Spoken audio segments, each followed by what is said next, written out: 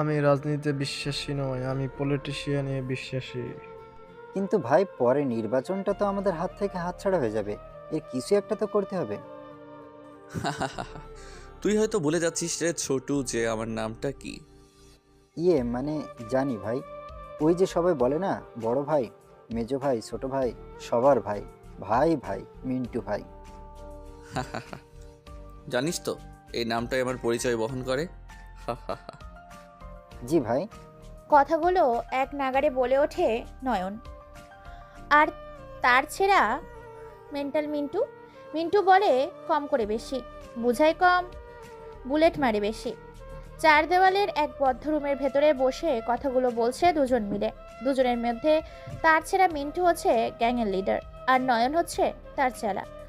কথায় কখন কি মনে হয় দেশের ঘটনা বাতাসের হাওয়ার মধ্যে পৌঁছে যায় তার কাছে। তার এক হুংকারে পুরো শহর কাঁপে, কিন্তু প্রকাশ্যে সে আসে না।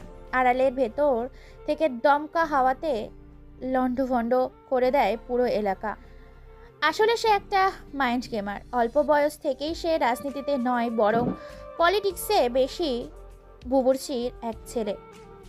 সে খুব সহজে ইশারার মাধ্যমে বুঝিয়ে দেয় কোন পয়েন্টে কোথায় গিয়ে সহজে ওই জিনিসটাকে নিজের আয়ত্তে করে পাওয়া যাবে। পদে পদে মারে মাইন্ড গেম, আর এক গেমে উন্মাদ পুরো এলাকা। সে রাজনীতিতে নয়, বরং পলিটিক্সে অনেক বেশি বিশ্বাসী করে, কারণ সে মনে করে রাজনীতির থেকে পলিটিক্স অনেক বেশি টাকা। আর সে শুধু বুঝে আর চিনে টাকা। টাকা ইজ টাকা। তার মুখে আর মনে একটাই কথা, টাকা থাকলে দুনিয়াকে সে কিনে নিতে পারবে। তাই সে টাকার জন্য পারে না এমন কোনো কাজই নেই।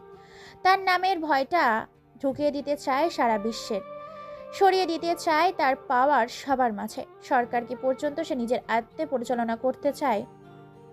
তাই তার মিশন হচ্ছে টাকা। সামনে ইলেকশন, মানুষ রাজনীতি নিয়ে মেতে আছে, আর এই পাগল মেন্টাল মেতে আছে পলিটিক্স নিয়ে। পরিবার বলতে তার আপন কেউ নেই। অনেক আগেই নিঃসঙ্গ নিঃস্ব ছেঁড়া হয়ে গেছে তার পরিবার। পরিবারের কথা যেহেতু এলো, তাহলে পরিবারের কথাটা পরেই বলছি। আগে চলুন তার জীবনটা শুধু টাকা কেন চায় শুনে আসি। তার নতুন জীবনে কি এমন ঘটেছিল যার জন্য সে শুধু টাকাই চায়।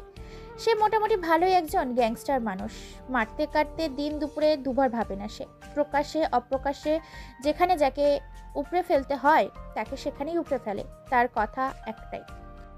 জানিস তো নয় জীবনে বড় হতে গেলে না অনেক স্টারকেল করতে হয়। যেমন বড় কিছু পেতে হলে ছোট জিনিসগুলোকে ছেড়ে দিতে হয়। ভাই, আপনার সাথে অনেক দিন হলো থাকছি, অনেক কিছু শিখেছি, অনেক টাকার মালিক হয়েছি। আমাদের জ্ঞানটা আপনার নির্দেশেই চলে। জানিস তো সবাই বলে ভালোবাসা নাকি টাকা দিয়ে কেনা যায় না, তবে আমি মনে করি টাকা থাকলে শুধু ভালোবাসা নয়, বরং পুরো পৃথিবীটাকে নিজের হাতে আনা যায়। ভাই, এতদিন হয়ে গেল আপনার সাথে আছি থাকছি, কিন্তু আপনার সম্বন্ধে কোনো কিছুই জানলাম না। আপনার পরিবারের কি হয়েছিল? আর আপনি কবে থেকে ভাই এই পদে এসেছিলেন? পৃথিবীটা অনেক ছোট, কিন্তু পৃথিবীর ভেতরটা অনেক বড়। আমরা মুখ দিয়ে বলি জীবনটা অনেক সহজ, কিন্তু জীবনটা কতটা কঠিন সেটা কেউ জানে না। কথাগুলো বলে হা হা করে হাসতে থাকে। কথাগুলো অবান্তর হলেও কথাগুলোর মানে খুঁজে পায় না নয়ন। চার দেওয়ালের রুমের মধ্যে বসে দুজনে যখন ক্রাইম বোর্ডে মেতে উঠে খেলতে, তখন হঠাৎ করে ফোনটা বেজে ওঠে নয়নের। ফোনের ওপাশ থেকে ভাঙা গলায় মৃদু আওয়াজে একজন তরুণ যুবক বলে ওঠে। আসসালামু আলাইকুম ভাই। ওয়ালাইকুম আসসালাম। কিরে, কেমন আছিস তোরা? নতুন কোনো খবর পেলি? জি ভাই, আলহামদুলিল্লাহ আমি ভালো আছি। আপনি কেমন আছেন? আর হ্যাঁ, আমাদের বসকে আমাদের পক্ষ থেকে সালাম জানিয়ে দিবেন। হুম। ভাই, পাকা খবর আছে, কথাগুলো মন দিয়ে শুনুন। আমি আপনাদের কথা অনুযায়ী পুরো সেকশনে ছেলেপেলে লাগিয়ে দিয়েছি। প্রায় একটা সেক্টরে 1 কোটি করে টাকা দিয়েছে। শুধুমাত্র এই ইলেকশনটা জিতে গেলে সাধারণ মানুষের পথে নেমে যাবে। ও যেমন 2 হাতে টাকা উড়িয়ে দেয়, তেমনই ও 4 হাতে টাকা নিজের পকেটে পুরবে। আমি জানি। আমি বসের সাথে কথা বলে ফাইনাল ডিসিশনটা জানিয়ে দেব। তোরা আরও খোঁজ খবর নে। ও যেন কোনোভাবেই এবার ইলেকশনটা জিততে না পারে। কারণ তোরা জানিস, বস রাজনীতিতে নয়, বরং পলিটিশিয়ানে বিশ্বাসী। কথাগুলো বলে ফোন কেটে দেয় আব্দুল নামে সেই ছেলেটি। নয়ন তার ফোনটা পকেটে পুরে নেয়। তারপর এক প্রশান্তময় দৃষ্টিতে দু চোখ নিয়ে তাকিয়ে সে তার ছেলে ভয়ঙ্কর পাগলা খ্যাপার সার। সে বলে কম, করে বেশি, বুঝাই কম, বুলেট মারে বেশি। সেই মিন্টুর উদ্দেশ্যে বলে ওঠে, ভাই, জাহিদ কয়েক পরিশোধে কোটি কোটি টাকা দিয়ে দিয়েছে, কারণ সে মনে করে জনগণের টাকা জনগণকে দিয়েছে। এতে তো তার পকেট থেকে 1 টাকাও খরচ হচ্ছে না, আবার জনগণের পকেট থেকে চুষি নেবে যদি সে এবার নির্বাচনে জিতে চায়। নয়নের মুখে কথা শুনে উচ্চ সুরে সেই পাগলটা হাসতে থাকে। পাগলটা তার এইরকম কথায় উন্মাদ হয়ে ওঠে। হাসতে হাসতে এবার বলে ওঠে, এবার খেলা জমবে, এখন হবে ধামাকা বাংলাদেশে। কথাটা বলে উচ্চ স্বরে হাসতে থাকে মিন্টু। মিন্টুর আরেকটি নাম আছে। কেউ তাকে চিনে মিন্টু বলে, আর কেউ তাকে চিনে মেন্টাল বলে। তবে মেন্টাল নামটা শুনলেই অন্তরাত্মা কেঁপে ওঠে সবার। কালো দুনিয়ার অন্ধকার জগতের আন্ডারগ্রাউন্ডের আন্ডারওয়ার্ল্ডের top wanted criminal the mental MK. সবাই মেন্টাল বলে চিনে, তার আসল নাম যে মিন্টু এটা কেউ জানে না। সবাই জানে মেন্টাল ভাই বলে। মেন্টাল কোনো কথা ছাড়াই পকেট থেকে ফোনটা বের করে 3 ডিজিজের একটা পিন নেয় ইউজ করে কম্পিউটারে। তারপর সেখান থেকে ইন্টার প্রেস করে 124525 কোডটি ব্যবহার করে কম্পিউটারের ব্রাউজ লগ ইন করে নির্বাচন কমিশনের অফিসারের পুরো কম্পিউটার জুড়ে বিচরণ করতে থাকে আর হাসতে থাকে। ফোনটা কেটে দিয়ে বলে ওঠে নয়নের উদ্দেশ্যে, কিরে, কোথায় কি করতে হবে তোকে বোঝাতে হবে না, নাকি তুই নিজেই তুলে আনবি ওকে? ভাই, কাজ হয়ে যাবে, ওকে তুলে নিয়ে আসছি। হুম। তারপর নয়ন ওখান থেকে বেরিয়ে চলে যায়। পরিত্যক্ত নিস্তব্ধ বাগান বাড়ির সেই পরিত্যক্ত বাড়ির ভেতর থেকে বেরিয়ে পড়ে অজানা এক আগন্তুকের রূপ অজানা গন্তব্যের উদ্দেশ্যে। এদিকে চারিদিকে ইলেকশনের সমাগম ছড়িয়ে গেছে চারিদিকে। এমনিতেই শীতের অন্ধকারে সাদা কুয়াশার সাথে ছেয়ে গেছে পরিবেশের রাতের অন্ধকারের অগোচরে বেরিয়েছে এক হায়না। সামনেই কিছুদিনের মধ্যেই সরকারি নির্বাচন। এর মধ্যে শহরে পড়ে গেছে তাণ্ডব। মানুষের অন্তরাত্মায় আজরাইলের চেয়েও ভয়ঙ্কর এক নাম ভয়ে ঢুকে গেছে, যে নামটা শুনে মানুষ ঘরের বাইরে বের হতে ভুলে যায়। বেশ কয়েকজন মিলে বাংলো নম্বর 44 সে বেশ ফুর্তি করছে। নর্তকীরা নাচছে আর এরা টাকা উড়াচ্ছে জনগণের সাথে। তারা বেশ কয়েকজনই মিলে। হঠাৎ করে বাড়িটির সামনে এসে একটা দূর দূরান্তর বাইক এসে থামে। বাইক থেকে হিরোদের স্টাইলে মাটিতে পা ফেলে পকেট থেকে সিগারেট বের করে আকাশে ছুঁড়ে মারে। তারপর সিগারেটের ক্যাশ করে মুখে পুরে নেয়। ডান হাত দিয়ে পকেট থেকে লাইটার বের করে আগুন জ্বালাতেই সিগারেটটা তারপর নিজের ইচ্ছে মতো টানে নিকোটিনের ধোঁয়া। বেশ কয়েকটা টান দিতেই হাত থেকে সিগারেটটা মাটিতে ফেলে দিয়ে পা দিয়ে পিষে দেয়। তারপর একটা ঠোঁটের নিচে মুচকি স্মাইল দিয়ে গুটি গুটি পায়ে এগিয়ে যায় ঘরের দরজার সামনে। চোখে সানগ্লাস, পরনে স্টাইলিশ জার্মানি ব্র্যান্ডের একটা প্যান্ট, মাথা থেকে কোমর পর্যন্ত একটা কালো জ্যাকেট, আফগানিস্তানের ব্র্যান্ডের জ্যাকেট। চোখে যেই সানগ্লাসটা লাগিয়েছে ওই সানগ্লাসটা ব্র্যান্ড হচ্ছে মালয়েশিয়া। হাতে গ্লাভস ও ব্র্যান্ডেড ঘড়ি দেখে মনে হচ্ছে এটা কাতারের ব্র্যান্ডের তৈরি করা। মাথায় একটা কালো রঙের টুপি, এই টুপির ভুটান দেশ থেকে নিয়ে এসেছিল। কোমর থেকে পিস্তলটা বের করে তার সামনে নিয়ে আসে। জ্যাকেটের ভেতরে হাতার সামনে রাইফেলটা নিয়ে নেয়। রাইফেলের ব্র্যান্ডেড হচ্ছে the most government of criminal the power of bank, হায়না দ্য কিলার, আন্ডারওয়ার্ল্ডের দ্য গ্রেট শীর্ষ মস্তান অ্যান্ড আন্ডারওয়ার্ল্ডের the criminal of the killer boys mental. রাইফেলটা বাংলাদেশের তৈরি করা, কিন্তু রাইফেলের ভেতরে যে বুলেটগুলো আছে সেই একটা বুলেট তৈরি করা হচ্ছে চীন দেশের। চীন দেশ থেকে আগত তার একটা বুলেট। হয়তো তার ইশারা ভুল হতে পারে, কিন্তু যার শরীরে বুলেট লাগে তাকে উপরের টিকিট ধরাতে মোটেও মিস করে না এই চীনের তৈরি বুলেট। দরজার সামনে এসে আগন্তুকটা দাঁড়ায়।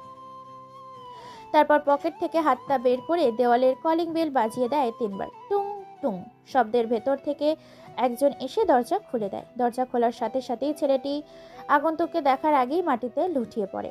কেননা ছেলেটি দরজা খুলেই চোখ মিলে তাকানোর আগেই দরজার বাইরে যে আগন্তুকটি দাঁড়িয়েছিল সে আগন্তুকটি ধারওয়ালা ব্লেড দিয়ে ছেলেটির গলার শিরা উপশিরা শ্বাসনীলা কণ্ঠনালী এক টানে ছিদ্র করে দেয়। মুহূর্তের মধ্যে ফিনকি কেটে তাজা লাল রক্ত বের হতে থাকে। সমুদ্রের ঢেউয়ের চেয়ে দ্রুত বেগে শরীরের বয়ে জমিনে পড়তে থাকে। ছেলেটি চোখ মেলে তাকানোর আগেই চোখ বন্ধ করে জমিনে পড়ে যেতে নিলে আগন্তুকটি তার ডান পাটা বাড়িয়ে দেয় ছেলেটি মাথায়, তার পায়ের মধ্যে দিয়ে পড়ে। তারপর আগন্তুকটি ছেলেটির মাথাটাকে খুব যত্ন সহকারে জমিনে ফেলে দেয়, কেননা আগন্তুকটি জানে যে গুলি করলে শব্দ হবে অথবা ছেলেটি চিৎকার করবে। তাই বুদ্ধি খাটিয়ে আগন্তুকটি মেন পয়েন্টে তার শিল বসিয়ে দিয়েছে। তার ক্যারেক্টার নেই কোনো ক্ষমা, নেই কোনো দাড়ি, একেবারে ফুল স্টপ। ভেতরে কয়েকজন রাজনৈতিক দলের নেতা বসে বেশ নর্তকীদের নাচ দেখছে। তাদের সাথে ওর উন্মাদ হয়ে মেতে উঠেছে তখনই তাদের ভেতর থেকে সম্রাট নামের এক রাজনৈতিক নেতা হালকা হেসে বলে ওঠে, আরে ওই নতকি, শুধু কোমর নাচালেই হবে নাকি? আমাকেও সুখ দিতে হবে। আয় রে আয়, আমাকে সুখ দে, তোকে টাকার বিছানায় শুয়ে রাখবো। এদিকে প্রায় 10 জনের মতো সিকিউরিটি পুরো হল রুমটাকে ভালো করে নজরদারি করছে, যেন বাইরে থেকে কেউ ভেতরে প্রবেশ করতে না পারে। তারা সেই লোকটিকে বাইরে যেতে দেখেছিল, কিন্তু ছেলেটি বাইরে থেকে আর ভেতরে আসতে দেখেনি। একটি সিকিউরিটি গার্ড দরজা দিকে এগিয়ে যায়। আগন্তুকটি গুটি গুটি পায়ে এগিয়ে আসে। যখনই আগন্তুকটি দরজা বেয়ে ভেতরে প্রবেশ করতে যাবে, তখনই সিকিউরিটি গার্ডটি বের হয়। সিকিউরিটি গার্ডটি কোনো কিছু বুঝে ওঠার আগেই আগন্তুকটি পকেট থেকে একটা ধারালো চাইনিজ ছড়ি বের করে মাথার মাঝ বরাবর কপালের ওপর কোপ দিয়ে দেওয়ালে গেঁথে দেয় সেই সিকিউরিটি গার্ডটির মাথাটি। সিকিউরিটি গার্ডটি যখনই আহা বলতে যাবে, তখনই তার মুখের ওপর 5 আঙুলের গোটা হাত ঠুকিয়ে দেয়। তারপর তার মুখের ভেতর থেকে কণ্ঠনালীটা ছিঁড়ে বের করে নিয়ে আসে। আগন্তুকটি মুচকি একটা হাসি দেয়, সেখান থেকে কেটে পড়ে। আর সেই সিকিউরিটি গার্ডটি ঠাই মূর্তির মতো দাঁড়িয়ে থাকে। রুমের মধ্যে বসে আসে সম্রাট, মুক্ত, মোজারুল এবং সাকিব। ওদের মধ্যে থেকে প্রায় 5 জনের মতো নর্তকীরা তাদের অঙ্গ নাচানো নাচ দেখিয়ে তাদেরকে মাতাল করে রাখে। সম্রাট নামের সেই মধ্যবয়স্ক ব্যক্তিটি বলে ওঠে, ওই ফিগারওয়ালা নতকি, তুই আমার কলে এসে বস। আরও কিছু বলতেই মুখটা হা করেছে সম্রাট, কিন্তু শেষ কথাটি উচ্চারণ করার আগেই হঠাৎ কোথা থেকে যেন ঝড়ের মতো সিডর তুফান হায়রা রকেটের গতিতে এসে সম্রাটের শরীর থেকে মাথাটা আলাদা করে মাথার উপরে পা দিয়ে দাঁড়িয়ে যায় একটা অজানা আগন্তুক। আগন্তুকটা রামদা থেকে ঠপ ঠপ করে এখনো ফ্লোরের ওপর রক্ত পড়ছে। ছটপট করতে করতে সম্রাটের সাদা ফ্লোরটা রক্তে লাল হয়ে গেছে। উপস্থিত বাকি 3 জন এই দৃশ্য দেখে যে যার জায়গা পদত্যাগ করে অন্তর আত্মাসহ কেঁপে ওঠে সবার চোখে এক আতঙ্ক, ভয়, পিন পিন নীরবতা বিরাজ করছে। পুরো রুমটা নিস্তব্ধ হয়ে গেছে। সেখানে এতক্ষণ চলছিল ডিজে গান, সেখানে শুরু হয়েছে আর্তনাদ। ছেলেটার দিকে এক দৃষ্টিতে তাকিয়ে আছে সবাই। এখনো মাথা তুলে তাকায়নি, সামনে দাঁড়িয়ে আছে। মাথা কাটা দেহটি এখনো সেখানেই ছটফট করছে। মাথাটা এখনো লাফালাফি করছে ফ্লোরের উপর। গলার শিরা উপশিরা কেটে যাওয়ার কারণে গলার মাঝখান দিয়ে যেমন গরুর জবাই করলে ফিনকি দিয়ে ফুল করে রক্ত বের হতে থাকে, তার চেয়েও দ্রুত স্পিডে রক্তের স্রোত বইতে শুরু করে। তারপর চেয়ারটা নিজের দিকে টেনে নিয়ে পায়ের উপর পা দিয়ে বসে পড়ে। সবাই দেখে কুপোকাত, হ্যান্ডসাম, স্টাইলিশ একটা ছেলে তাদের 3 জনের সামনেই বসে আছে। কেউ কোনো কথা বলতে পারছে না। নর্তকীরা লুকিয়ে পড়েছে। তারা 3 জন হাঁ করে এক দৃষ্টিতে তাকিয়ে আছে যুবকটির দিকে। যুবকটি একটি হাসি দিয়ে বলে ওঠে, আমি শুনেছি এখানে একটা ডিল হতে চলেছে, প্রায় 300 কোটি টাকারও বেশি। আমি চাই এই 300 কোটি টাকা পুরো আমাকে দিয়ে দেওয়া হোক ট্যাক্স হিসেবে। আগন্তুকটা মুখে এরকম কথা শুনে উপস্থিত থাকা 3 জন যেন এরকম কথা শুনে যেন যাত্রাপালার টিকিট কেটে ঢোকার কথা বলছে। তার এরকম কথায় উচ্চস্বরে হাসতে থাকে তারা 3 জনে। উপস্থিত থাকে 3 জনের মধ্যে থেকে সাকিব বলে ওঠে, কি রে খাঙ্কির পো, তুই কি বলিস? আমরা রাজনীতি করে জনগণের কাছ থেকে কোটি কোটি টাকা কামাবো এত কষ্ট করে, আর তোকে সেই টাকা দিব? আগন্তুকটি সাকিবের মুখে এরকম কথা শুনে তেমন কোনো রিয়াকশন দিল না। পকেট থেকে হালকা করে ব্ল্যাক কালারের সিগারেট বের করে লাইটার জ্বালিয়ে নিকোটিনের ধোঁয়াগুলো ছাড়তে থাকে। আকাশের দিকে তাকিয়ে মুচকি একটা হাসি দিয়ে সিগারেটটা হাতে নিয়ে কেউ কোনো কিছু না বুঝে ওঠার আগেই সাকিবের 2 চোখের মধ্যে জ্বলন্ত সিগারেটের নিকোটিনের সহ সিগারেটটা ঢুকিয়ে দেয় তার 2 চোখের মধ্যে। চোখগুলো মুহূর্তের মধ্যে ঝলসে গিয়ে কালো রঙে রূপান্তরিত হয়ে যায়, পুরো অন্ধ হয়ে যায়। যন্ত্রণায় ছটফট করতে থেকে সাকিব দৌড়াতে থাকে। এটা দেখে বাকি উপস্থিত থাকা আরো দুজন, মুক্তা আর মোজাহারুল, ভয়ে জোড়া শুরু করেছে। সবাই উপরে বসে পড়ে। তারা দুজন কেউ কোনো কিছু বলতে পারে না। তারপর সাকিবের মুখের ভেতর থেকে হাত ঢুকিয়ে জিহ্বাটা বের করে নিয়ে আসে বাইরে। তারপর জ্বলন্ত সিগারেটের আগুন দিয়ে তার জিহ্বার মধ্যে ফোঁটা দিতে থাকে। মুহূর্তের মধ্যে জিহ্বাটা পুড়ে ফোসকা দিয়ে ছাই হয়ে যায়। জিহ্বার ভেতরে রাখতে পারছে না, বাইরেও রাখতে পারছে, শুধু বাইরে বাংলা কুত্তার মতো জিহ্বাটাকে বের করে রেখে ফ্লোরের সাথে ঘষতে থাকে সে।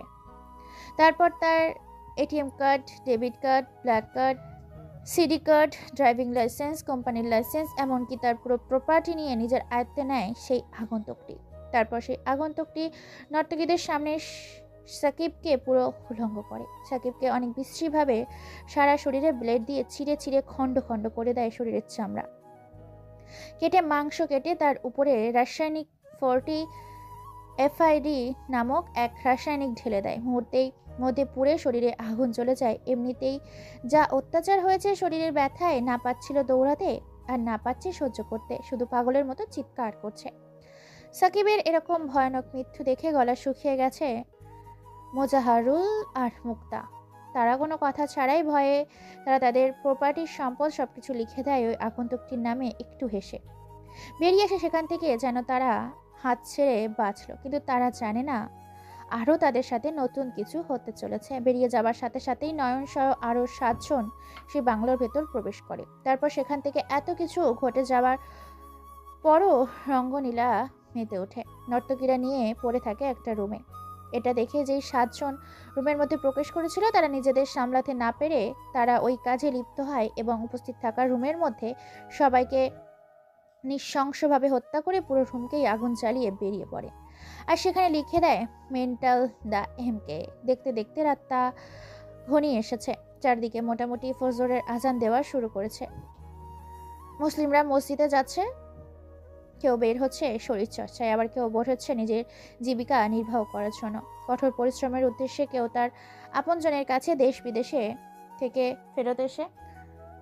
রাতের এই পিন পিন নীরবতা বিরাজ কেটে সকালের কোলাহলে মেতে ওঠে পুরো দুনিয়া। সকালের এই মনোমুগ্ধকর পরিবেশে খবরের কাগজে, টেলিভিশনের পর্দায় সাংবাদিকদের কোলাহল, মানুষের সমাগমে পুরো বাড়িটাকে বাংলো নম্বর 66। বাড়িটিকে ঘিরে হাজারো মানুষ একের পর এক মৃত লাশের বডি বের করছে আর সাংবাদিক টেলিভিশনের খবর প্রচার করছে। মানুষ পত্রিকা পড়ছে। পুলিশ, সিআইডি তদন্ত করে জানতে পেরেছে এসবের পেছনে গ্যাংস্টার দ্য কিলার ও পাওয়ার হায়না bank mafia the killer, voice the বাদশাহ the of the it's godfather the MK. MK নামটা শুনতেই মানুষের শরীরের লোমগুলো খাড়া হয়ে যায়। তারা জানে যে এই এমকে কতটা ভয়ানক। বাংলাদেশের প্রায় 9টি ও বেশি আইন বাহিনী এই এমকে খুঁজে বেড়ায়, কিন্তু এখনো এর কোনো কুল কিনারা খুঁজে পায়নি। শুধু এতটুকুই জেনেছিল যে রাজনীতিতে বিশ্বাসী নয়, বরং পলিটিক্সে বিশ্বাসী এবং পারদর্শী। দেখতে দেখতে সকাল 9টা বেজে যায়। ভার্সিটির ছাত্রছাত্রীরা, স্কুলের ছাত্রছাত্রীরা তাদের নিজ গন্তব্যের উদ্দেশ্যে চলতে শুরু করেছে। গুটি গুটি পায়ে এগিয়ে যাচ্ছে একটি handsome, dashing look the perfect body. কলেজের গেট পেরিয়ে ভেতরে প্রবেশ করে সেই অজানা ছেলেটিকে দেখতেই কলেজের ভেতর থেকে একজন চিৎকার দিয়ে বলে ওঠে, আরে মিন্টু যে, আয় বস, এইদিকে আয়। কই থাকিস বলতো, তোরে আজকাল খুঁজেই পাওয়া যায় না। মিন্টু নামটা শুনতে পেছন ঘুরে তাকায় ছাত্রছাত্রীরা। আসলে ভার্সিটির সবচেয়ে উচ্ছৃঙ্খল ছেলে হচ্ছে এই মিন্টু। কথায় কথায় মানুষকে মারপিট।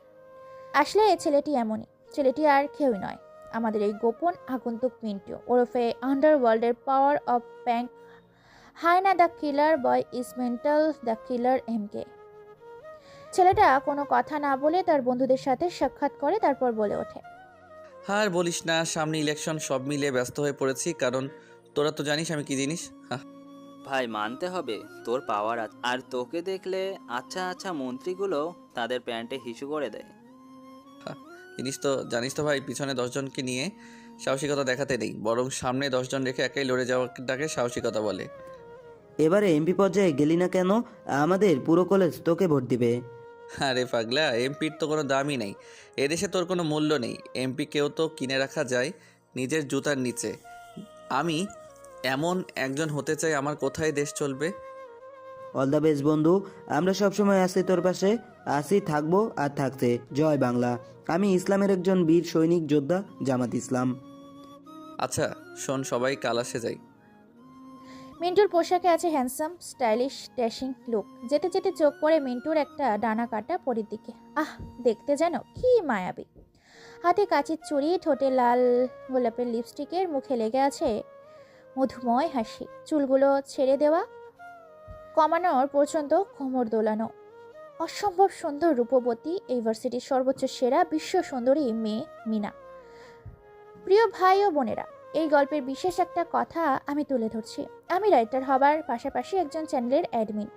আপনারা অনেকেই আমাদের সাথে কথা বলার জন্য ব্যাকুল হয়ে পড়েছেন এবং আপনাদের আমরা রিপ্লাই দিই, আপনাদের সাথে আমরা কথা বলি। পরিশেষে ভাই ও বোনেরা, আপনারা নিজেরা অশ্লীল কাজে যুক্ত থাকেন এবং আমাদেরকেও আপনাদের অশ্লীল কাজে যুক্ত করেন।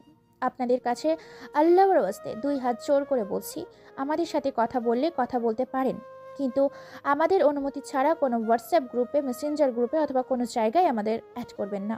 কারণ হচ্ছে আমরা ইসলাম ধর্মের জনগোষ্ঠী, তাই আপনাদের কাছে অনুরোধ, আপনারা আমাদের সাথে ভালোবেসে কথা বলতে পারেন, আপনাদের সুখ দুঃখের কথা বলতে পারেন, পাশে থাকতে পারেন, সাপোর্ট দিতে পারেন। আর যদি কেউ আপনারা আপনাদের জীবন কাহিনী বলতে বা লিখে দিতে চান, আমরা জানাতে পারেন, আমরা চেষ্টা করব। এর পাশাপাশি আমাদের চ্যানেলের ভয়েস আর্টিস্ট ছেলে এবং মেয়ে উভয় লাগবে। সো তোমরা আমাদের সাথে যোগাযোগ করতে পারো, কিন্তু ভদ্রতার সহিত আমাদের সাথে কথা বলো প্লিজ। তোমাদের কাছে একটা অনুরোধ। মানুষের সামনে একটা গল্প প্রেজেন্টেশন করা খুবই সহজ, কিন্তু এই গল্পটাকে প্রেজেন্টেশন তৈরি করতে খুবই কঠিন। যাই হোক, অনেক কথা বললাম, চলুন গল্পের মূল পয়েন্টে ফিরে আসি। এর আগে বলে রাখি, চ্যানেলকে সাবস্ক্রাইব করে পাশে থাকুন, কারণ এর পরিবর্তে আশিক ভাইয়া এবং প্রিয়াঙ্কা আপু দুজনেই 2 হিট নাম্বার 1 পাওয়ারফুল গল্প আসতে চলেছে শুধুমাত্র আমাদের এই চ্যানেলে। হ্যাঁ, মিনা, এই মিনাই হচ্ছে ডানা কাটা পরি, দেখতে অসম্ভব সুন্দর, হিট নাম্বার নায়িকা। উপর থেকে নিচ পর্যন্ত পুরো লাল গোলাপের পাপড়ির মতো টকটকে লাল রঙের, সাদা রঙের থপথপে। মিনার দিকে হা করে তাকিয়ে আছি, চোখের পলকে যেন ফেলছে না।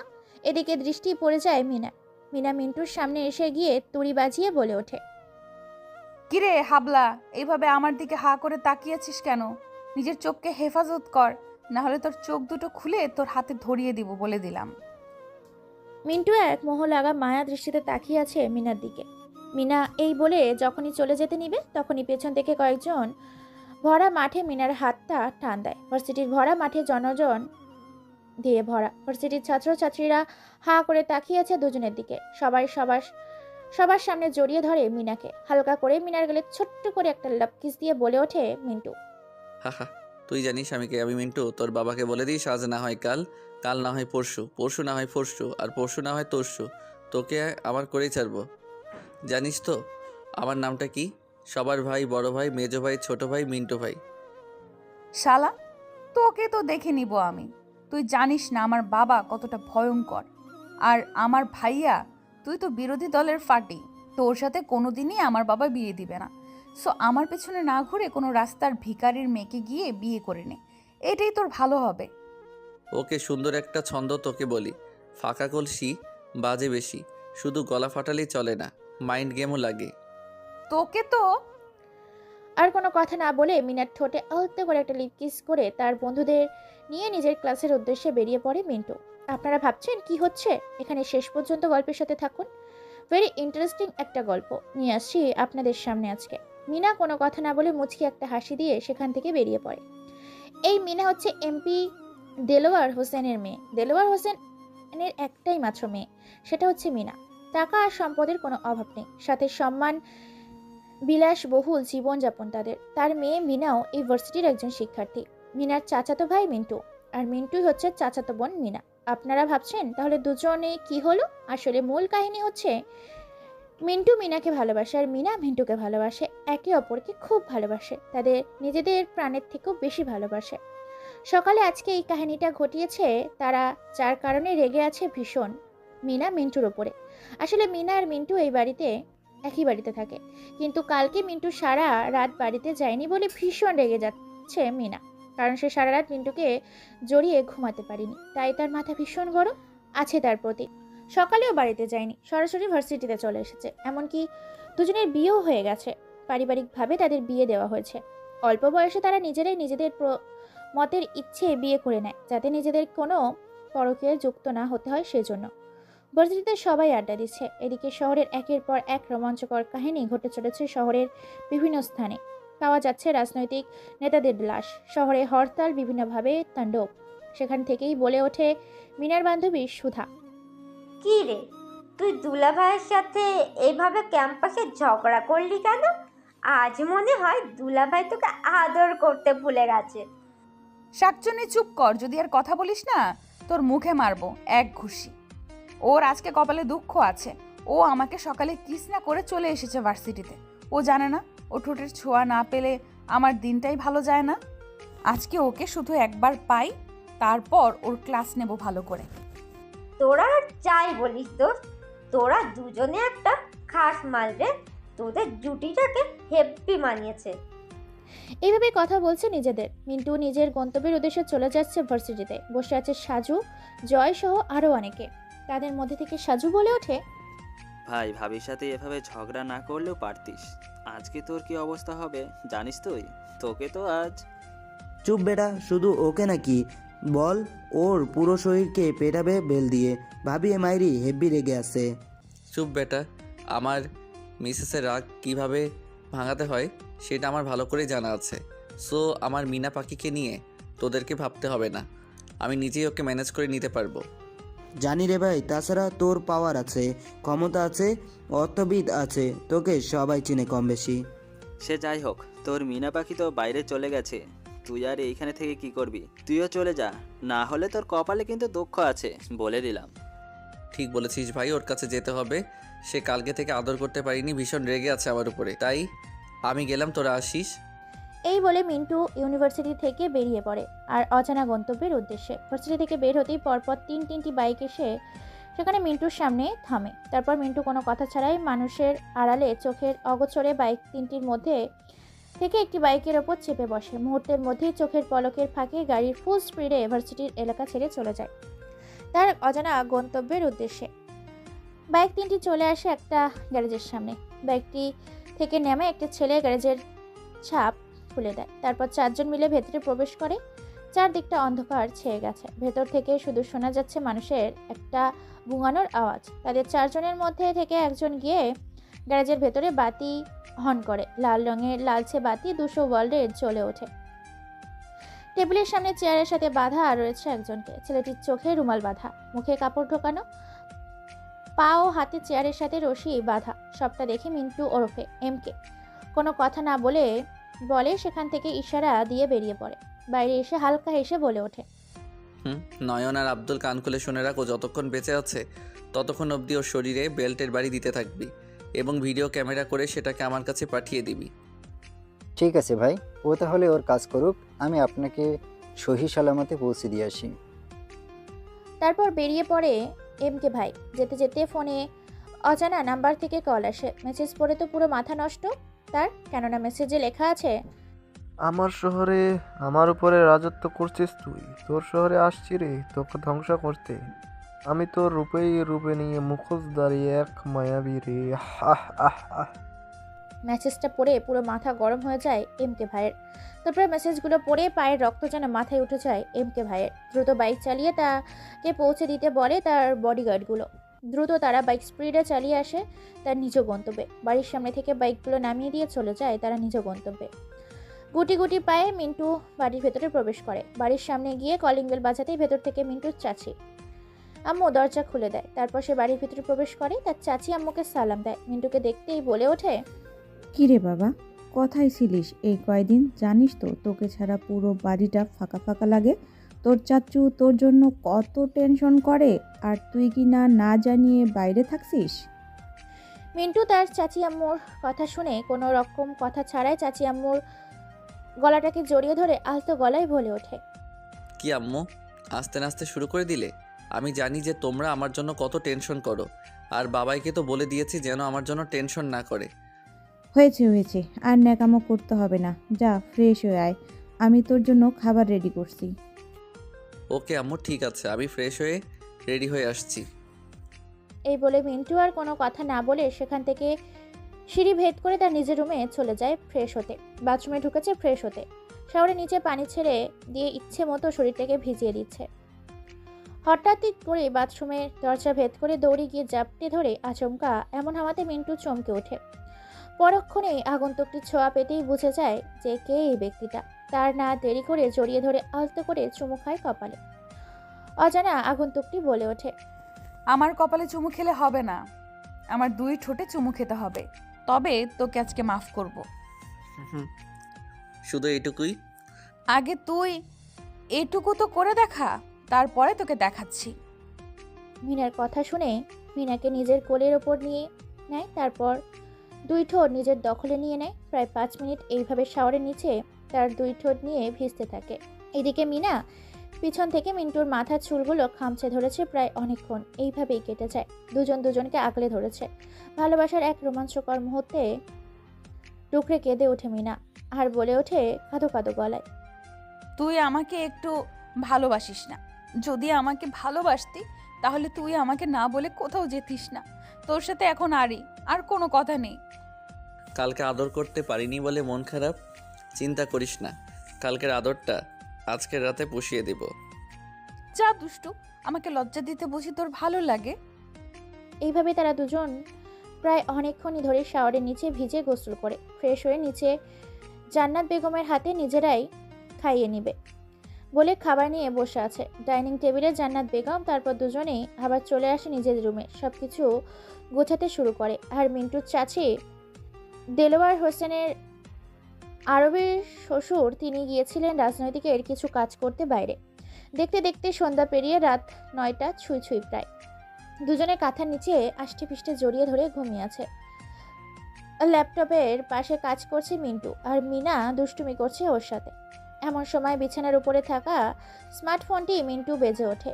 ফোনের স্ক্রিনে তাকিয়ে দেখতে পায় অজানা থেকে ফোন এসেছে। ফোনটা যখনই রিসিভ করতে যাবে তখনই মিনা ফোনটা রিসিভ করেই আর বলে ওঠে, এই কে রে তোরা? তোদের আক্কেল জ্ঞান নেই? এখন কোন সময় তোরা ফোন করেছিস? তোরা জানিস না এখন আমি আমার জামাইটাকে আদর করছি? তোদের সাহস কি করে হয় বলতো যে তোরা এই সময় ফোন করিস? মিনার কথা শুনে মিন্টু মাথায় হাত দিয়ে দেয়। ফোনের ওপাশে কে ছিল না ছিল কোনো কিছু না ভেবেই না জেনেই হুট করে এতগুলো ঝাড়ি দিয়ে দেয় মিনা অজানা ব্যক্তিটিকে। ফোনের ওপাশে থাকা অজানা ব্যক্তিটি এতগুলো ঝাড়ি খেয়ে কোনো কথা না বলে চুপটি করে ফোনটি কেটে দেয়। তারপর মিনাকে চুপ করিয়ে মিন্টু নিজের বুকের সাথে জড়িয়ে নেয়, কিন্তু তবুও যেন মিনা শান্ত হচ্ছে না। তাই আর কোনো কিছু উপায় না পেয়ে মিন্টু 2 ঠোঁট একত্রিত করে দেয় মিনার 2 ঠোঁটের সাথে। তবে যেন মিনা একটু শান্ত হলো। তারপর তাকে বুকের সাথে জড়িয়ে ধরে ফোনের দিকে তাকিয়ে দেখতে পায় এটা আর কেউ না, বরং তার চাচা দেলোয়ার হোসেনের গোপন সিক্রেট নাম্বার থেকে ফোন এসেছে তার কাছে।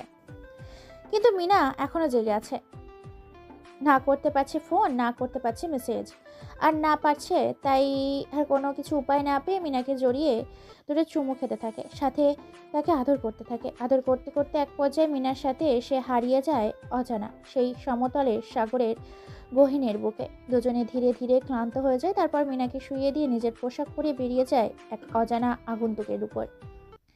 বাইরে বের হতেই পকেট থেকে ফোনটা বের করে দেলোয়ার হোসেনের নাম্বারে ফোন দেয়। দেলোয়ার হোসেন কেবিনে বসে মাথায় হাত দিয়ে নিকোটিনের ধোঁয়াগুলো ছাড়ছে আর আকাশে উড়িয়ে দিচ্ছে।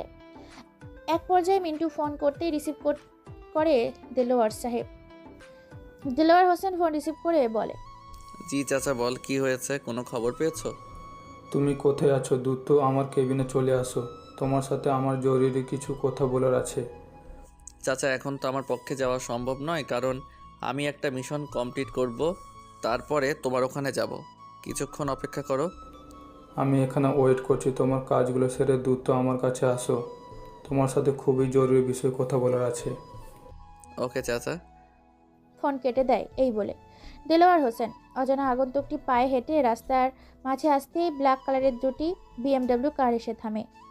গাড়িগুলো থেকে একজন মুখোশধারী ব্যক্তি বের হয়ে গাড়ির জানালা খুলে দেয়। তারপর ভেতরে প্রবেশ করা অজানা ব্যক্তিটি। গাড়িগুলো সেখানে আর এক মুহূর্ত দেরি না করে বেরিয়ে পড়ে অজানা এক সংগ্রামের উদ্দেশ্যে। এদিকে সামনে এই কয়েকদিনের মধ্যে নির্বাচন, তাই মানুষ এখন থেকেই আতঙ্কের সাথে হইচই লাগিয়েছে পুরো শহরে। সাংবাদিকদের খবরাখবর তোলপাড় লেগে গেছে পুরো টেলিভিশন এবং খবরের কাগজের হেডলাইনে। এদিকে রাতের অন্ধকারে একের পর এক পাওয়া যাচ্ছে রাজনৈতিক নেতাদের মৃতদেহ। গাড়িগুলো ফুল স্পিডে ফাঁকা রাস্তার মধ্যে, এই অন্ধকারে একেবারে হাই ফুল স্পিডে এই রাস্তা কাঁপানোর এক সংগ্রাম চলছে দ্রুত বেগে। অন্যদিকে আপনাদের টুনটুনি মিনা পাখি ফিনা ঘুমের ঘরে বলছে, ওই শোন, আমাকে আরও আদর কর, আমার ঠোঁটে নয় আর কপালে নয়, এবার তোকে আমার বুকে কিস করতে হবে। আমি মা হতে চাই, তুই আমাকে আরও আদর দিবি, আমাকে মা হওয়ার সুখ দিবি। মিনা স্বপ্নের ঘরে এতগুলো বলতে থাকে, বড্ড বেশি সে ভালোবাসে মিন্টুকে। গাড়ি দুটো এসে বাংলো নাম্বার 245 নম্বর বাড়িতে এসে থামে। গাড়িগুলো থেকে নামে কালো মুখোশধারী ব্যক্তিগুলো। তারপর সামনে গাড়ি জানালা খুলে দিতেই গাড়ির ভেতর থেকে অজানা আগন্তুকটি বেরিয়ে আসে। তারপর হাতের ইশারা দিতে যে যার মতো পজিশন নিয়ে নেয়। পুরো বাড়িটা অন্ধকারে ছেয়ে গেছে।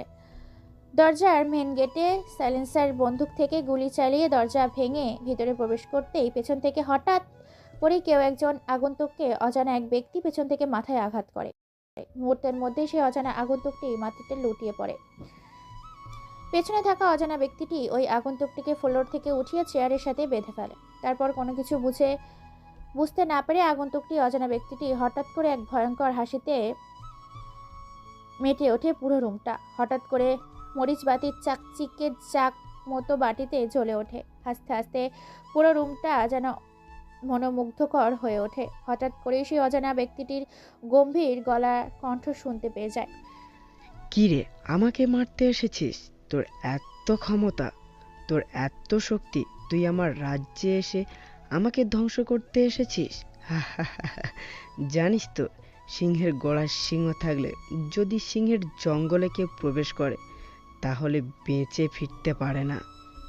কথাগুলো বলে পুরো রুমটায় আলোয় আলোকিত হয়ে যায়। মিটমিট করে চোখ খুলছে আগন্তুকটি। সেই অজানা ব্যক্তিটিকে দেখার জন্য চোখগুলো সামনে খুলে একেবারেই অবাক, কেননা তার সামনে সে স্বয়ং তহিদুল ইসলাম দাঁড়িয়ে আছে, যে কিনা ইন্টারন্যাশনাল পজিশন, দ্য রাজনৈতিক businessman, the most industrialist Tahidul Islam. Tahidul ইসলামকে দেখে হেমকে বলে ওঠে, তুই আমাকে মেরেছিস? ইয়েস, আমি মেরেছি তোকে। তুই ভাবলি কি করে তুই আমাকে হুমকি দিয়ে আমাকে আমার সিংহাসন থেকে সরিয়ে দিবি? তোর মতো কত পলিটিশিয়ানকে আমি জমিন থেকে উপরে পাঠিয়ে দিয়েছি, আর তুই কোন জঙ্গলের আগাছা? তোকে উপরে ফেলতে দুবার ভাবতে হয় না। তহিদুলের মুখে এরকম কথা শুনে মিন্টু তো অবাক, কেননা যার খেয়ে যার পরে সিন্ডিকেট চাঁদাবাজি করছিল সেই তহিদুলই নাকি বাঁশ মেরেছে এমকের পেছনে। আরও কিছু বলতে যাবে তার আগেই তহিদুল বলে ওঠে, তুই করিস পলিটিশিয়ানের বিজনেস আর আমি করি রাজনীতিতে বিজনেস। এটাই আমাদের মধ্যে পার্থক্য। জানিস তো, বড় কিছু পেতে গেলে ছোটদেরকে কেটে ফেলতে হয়। তহিদুলের মুখে এরকম কথা শুনে কি বলবে, কোনো কিছুই বুঝতে পারে না। তবুও ঠোঁটের নিচে এক মুচকি হাসি দিয়ে এমকে বলে ওঠে, তুই মারবি আমাকে আর আসমান জমিন এক হয়ে যাবে, তবুও এই এমকের শরীর থেকে এক ফোঁটা রক্ত ঝরাতে পারবি না তোরা। তোরা ঘুঘু দেখেছিস, ঘুঘুর ফাঁদ দেখিসনি। তোরা ঝড় দেখেছিস, ঝড় কিভাবে আসে তা দেখিসনি। তাই এই এমকে কি জিনিস তোরা এখনো বুঝতে পারিসনি। এমকের মুখে এরকম কথা শুনে এবার তহিদুল হেব্বি গরম হয়ে যায়। যার কোনো কথা ছাড়াই পরপর বেশ কয়েকটা থাপ্পড় মারে এমকের গালে। কোনো কথা না বলে মুচকি একটা হাসি দেয় আর বলে ওঠে, আমার খেয়ে আমায় পড়ে আমার গায়ে হাত তুলছিস? হা হা হা। তহিদুল আর কিছু বলতে যাবে তার আগেই হঠাৎ করে কোত্থেকে যেন ঝড়ের বেগে চারদিক থেকে বুলেটের তুফান আসতে শুরু করে। এই বদ্ধ অন্ধকার ঘরের ভেতর চারদিকটা শুধু গুলির আওয়াজ শোনা যায়। হঠাৎ করে দরজা জানলা ভেঙে প্রবেশ করে প্রায় 8 থেকে 10 জনের মতো কালো পোশাকের মুখোশধারী কয়েকজন ব্যক্তি, যাদেরকে দেখে হাত থেকে পড়ে যায় তহিদুলের বন্দুকটি। তহিদুল আর চোখে তাকায় এমকের দিকে। এমকে উচ্চ স্বরে হাসতে থাকে। চেয়ার থেকে হিরোদের স্টাইলে উঠে গলার মাঝ বরাবর শ্বাসনালীতে মারে এক লাথি। প্রায় কয়েক ফুট দূরে গিয়ে ছিটকে পড়ে তহিদুল। আব্দুল নয়ন এসে হেমকের হাতে বাঁধনও পায়ের বাঁধন খুলে দেয়। নয়নের হাতে থেকে রূপার তৈরি 3 কোনিয়া চাইনিজ কুড়ালটা নিয়ে একের পর এক কলা গাছের মতো কাটতে থাকে রুমের মধ্যে উপস্থিত থাকা তার দরের ছেলেদেরকে, কারো গলায় তো কারোর পায়ে, কারোর পায়ে তো কারোর কপালে, কারোর কপালে তো কারোর পেটে, পেটে তো বুকে। একের পর এক রূপার তৈরি কুড়ালটা দিয়ে মুহূর্তের মধ্যে পুরো রুমটাকে গোরস্থানের শ্মশান বানিয়ে ফেলেছে এই এমকে। এমকে আবার বলে ওঠে, প্রশ্ন নয়, তুই তো জানিস আমি কি জিনিস, তাই কোনো কথা নয়। হামিদুল সাহেব ও তার পরিবারকে নৃশংসভাবে কে হত্যা করেছে, তুই ও কি তাদের সাথে জড়িত ছিলি? মৃত্যুর আগে সত্য কথাটা বলে যা। ভাই, আমি তো অত সব জানি না, তবে আমি জানতাম যে আপনার বাবা মাকে মারা হয়েছে। আমি এই বিষয়ের সবটা জানতাম, তবে এর পেছনে আরও অনেকজন আছে। আপনার বাবা অনেক বড় একজন রাজনীতিবিদ ছিলেন। তিনি কখনো অন্যায় করতে চাননি বলে তাকে বিপরীত দলের রাজনীতিবিদগুলো নৃশংসভাবে হত্যা করেছে কোনো এক ডিলের কারণে। আর কোনো কথা বলতে না দিয়ে পকেটের ভেতর থেকে একটা ব্লেড বের করে গলার শ্বাসনালীর উপর চালিয়ে দেয় ব্লেডটি এমকে। তারপর নিজের রাগটাকে নিজের কন্ট্রোলে আনার জন্য পুরো শরীরে ব্লেডের আঘাত দিতে থাকে। এক পর্যায়ে পুরো শরীর চিরে খণ্ড খণ্ড করে ফেলে তহিদুলের। তবুও যেন নিজের মধ্যে একটা কন্ট্রোল হচ্ছে না। তারপর কুড়াল দিয়ে আঘাত করতে থাকে। এক পর্যায়ে বন্দুক হাতে নিয়ে বন্দুকের ভেতরে যতগুলো গুলি ছিল প্রত্যেকটা গুলি তার বুকের ওপর চালায়। তারপর সে শান্তি পায়। হঠাৎ করে চাচার ফোন পেতে সে সেখান থেকে বেরিয়ে যায়, লাশগুলোকে গুম করে দিতে বলে। হ্যাঁ, মিস্টার হামিদুল সাহেব হচ্ছেন একজন মন্ত্রী। তিনি বাংলাদেশ সেনার দেশের এক অন্যতম নীতিবান রাজনৈতিক নেতা ছিলেন। অনেকের রাজনৈতিক দলের কিছু অবৈধ নেতা কাজের জন্য আহ্বান করে এবং সত্যের পথে থাকার জন্য হামিদুল সাহেব কোনোভাবেই তাদের সাথে ডিল করতে রাজি হয় না বলে তার পুরো পরিবারকে নৃশংসভাবে হত্যা করে এবং হামিদুল সাহেবের ছেলে হচ্ছে হেমকে। তারপর তাদেরকে নৃশংসভাবে সেখানে মেরে তার দল লাশগুলোকে গুম করে দিতে বলে। সেখান থেকে বেরিয়ে যায় এমকে তার চাচার উদ্দেশ্যে। এদিকে দেলোয়ার হোসেন নিজের অফিসে বসে কাজ করছে, তখনই বাইরে থেকে বলে ওঠে, ভিতরে আসতে পারি? এমকের গলার আওয়াজ শুনতে পেয়ে রুমের ভেতর থেকে চেয়ারের ওপর বসে থাকা দেলোয়ার হোসেন বলে ওঠে, ভেতরে আসো, তোমার সাথে খুবই গুরুত্বপূর্ণ কিছু আমার বিষয়ে কথা বলতে হবে। তুমি চেয়ারের উপরে বসে পড়ো। জি আব্বু, বলো তোমার কি বলার আছে। দেখো বাবা, তোমাদের বিয়ের অনেক দিন হয়েছে, আমি আর কোনো কথা শুনতে চাই না। আমি এখন আমার নাতি নাতনি চাই, কারণ অনেক তো বয়স হলো, আর রাজনীতি করতে চাই না। ঠিক আছে, তো বলো তোমার কি চাই চাচু। দেখ বাবা, মূল বিষয় হচ্ছে তোকে আমি কিছু গুরুত্বপূর্ণ কথা বলতে চাই, আর সেগুলো তুমি মনোযোগ দিয়ে শোনো। তোমার বাবা আর মা কোনোদিন অন্যায়ের সাথে অপচয় করেনি, আমিও করিনি, আর তুইও করবি না। চাচু, তোমার কি হয়েছে বলো তো, এসব কেন বলছো তুমি? দেখ বাবা, তুই তো জানিস যে তোর বাবা মাকে খুন করা হয়েছে, আর তোর বাবা মাকে বিশিষ্ট কোটিপতি ও বিজনেসম্যান এবং ইন্ডাস্ট্রিজের মূল মাথা এবং রাজনৈতিক নেতা আজমত হোসেন এবং সামত হোসেন করেছে। এই দুইজন তোর বাবা মাকে নৃশংসভাবে হত্যা করেছে। কথাগুলো শুনে এমকের মাথা গরম হয়ে যায়। কোনো কিছু আর না বলে চুপটি করে হাত পাগুলো মুষ্টিবদ্ধ করে ফেলে। চোখগুলো লাল রক্তবরণ ধারণ করেছে, পুরো চেহারার প্রতিচ্ছবি চেঞ্জ হয়ে গেছে। তারপরও নিজের রাগটাকে কন্ট্রোল করে বলে ওঠে, বর্তমান তাদের কোথায় পাবো এবং তাদের ডেরাগুলো কোথায় কোথায় আছে? এমকের কথা শুনে চোখ থেকে দুফোঁটা পানি গড়িয়ে পড়ে দেলোয়ার হোসেনের। নিজের আপন ভাই ও ভাবির মৃত্যুর কথা আজকে তার ছেলের সামনে বলছে। একদিকে ভাইয়ের ছেলের সম্পর্কে ভাতিজা, অন্য দিক দিয়ে মেয়ের জামাই। চোখের পানিগুলো মুছে এমকের দিকে তাকিয়ে মুচকি হাসি দিয়ে বলে ওঠে, দেখ বাবা, ওরা বর্তমান কেউ দেশে থাকে না, সবাই দেশে বাইরে থাকে। ওদের এক একটা পজিশন আছে, ওদের অনেক পাওয়ার, অনেক ক্ষমতা দেশের সরকার ও তাদের হাতে। তারপর তারা মুখোশ পড়ে থাকে সমাজের সামনে, তারা বিশাল দয়ালু এবং প্রভাবশালী, কিন্তু তলে তলে ওরা দেশের শত্রু। চাচার মুখে এরকম কথা শুনে কিছুক্ষণের জন্য থেমে যায় এমকে। ওইদিকে মিনা একের পর একা বিছানায় শুয়ে শুয়ে ঘুমাচ্ছে। পুরো বাড়ি ফাঁকা। দেখতে দেখতে রাত প্রায় 10টা পার হয়ে 11টা বেজে গেছে। চারিদিক দিয়ে শীতের কুয়াশার সাদা রঙের আবরণে ঢেকে গেছে পুরো এলাকা শীতের কুয়াশাতে। এমকে আবার বলে ওঠে তার চাচার উদ্দেশ্যে, চাচা, আপনার দায়িত্ব আমাকে সত্যিটা। এমকের কথা শুনে দেলোয়ার হোসেন ফোনের দিকে তাকিয়ে আবার বলতে শুরু করে, এই নাও তাদের সবার ছবি, এদের মধ্যে থেকে কয়েকজনকে মারতে পারলে তারা দেশে ফিরে আসবে এবং তুমি তাদের উপর প্রতিশোধ নিতে পারবে। তোমার প্রতিশোধে আগুনে তাদেরকে দাউ দাউ করে জ্বালিয়ে মারবে। পুরো দেশ তোমার দিকে তাকিয়ে আছে। আমাদের দেশের সরকারও ভালো না। ছবিগুলো এগিয়ে দিয়ে কথাগুলো বলে দেলোয়ার হোসেন। তারপর নিজের দায়িত্বে পালন করতে বলে চলে যায় দেলোয়ার হোসেন তার বাড়ির উদ্দেশ্যে।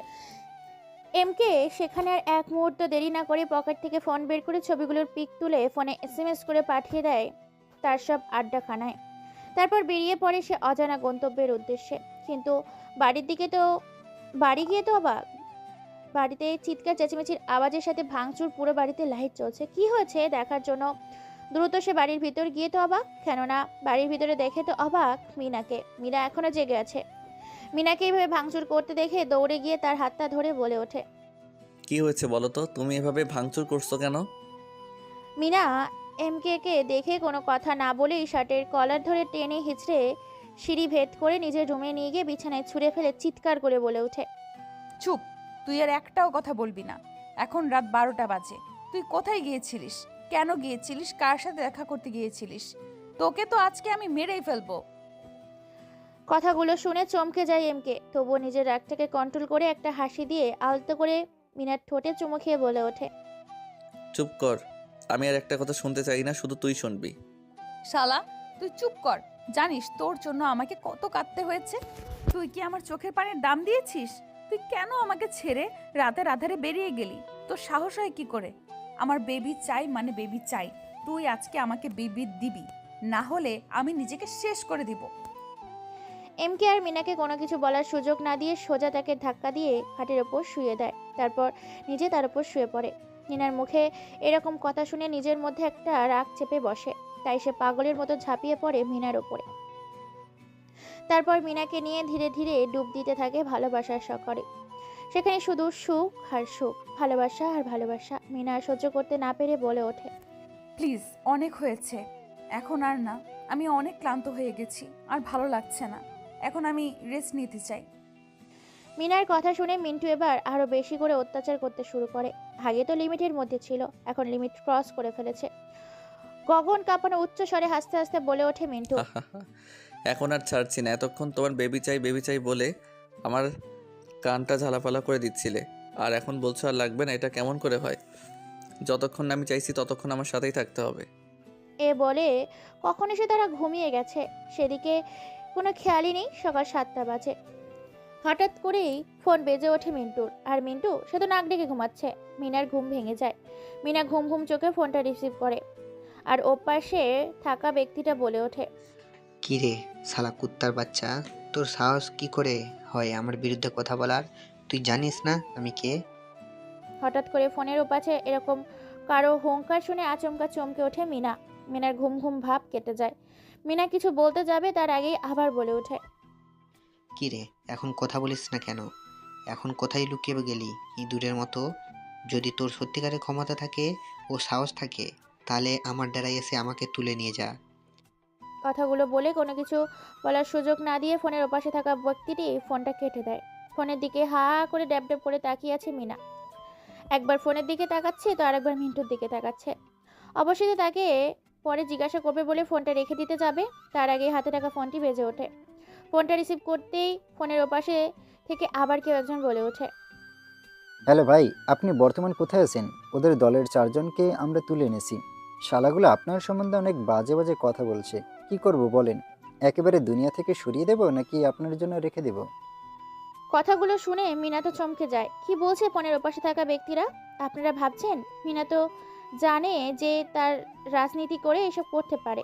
কিন্তু মিন্টু যে রাজনীতি করে ঠিকই, কিন্তু মিন্টুর আসল পরিচয় যে এমকে সেটা তো কেউই জানে না। এবার ফোনের ওপাশে থাকা ব্যক্তিটি আরও কিছু বলতে যাবে, তার আগেই মিনা থামিয়ে দিয়ে বলে ওঠে, হ্যালো, কে বলছেন আপনি? কাকে ফোন দিয়েছেন? আর কি সব মেরে ফেলবেন বলছেন? আপনি এই নম্বর কোথায় পেলেন? আর আপনি কাকে ফোন দিয়েছেন বলুন তো, না হলে এখন আমি পুলিশকে জানাতে সব কিছু বাধ্য হব।